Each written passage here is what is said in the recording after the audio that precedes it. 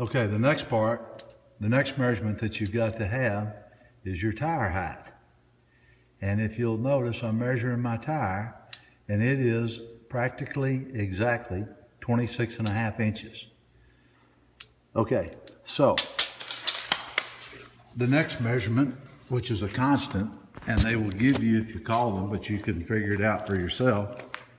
And pardon all the moving around here.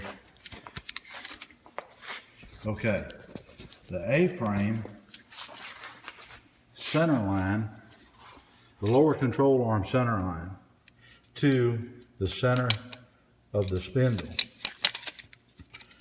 And you have to have this because the cross member, the lower control arm holes are in the center of the lower control arm.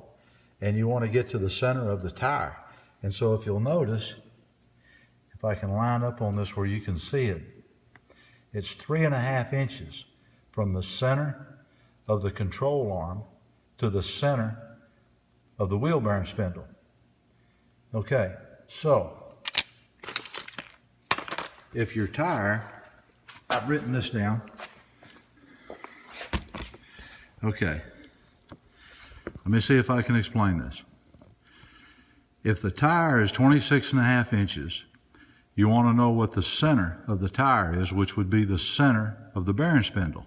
So you divide that by 2, and that's going to give you 13.25. You take the 13.25, and you want to find out where the center of the lower control arm mounting holes are. We just established a minute ago that it's 3.5 inches from the center of the spindle to the center of the lower control mounting hole. So you subtract the 3.5 from the 13.25, and that's going to give you 9.75. So the center of the lower control arm would be 9.75 from the floor. Now, I tried to figure this out on my own. They tell me that you want to subtract 1/4 inch from this measurement. Maybe because you're using a 1/2 inch bolt to hold the lower control arm on. I couldn't really figure it out. I've called the guy and left him a message. I've asked him the question.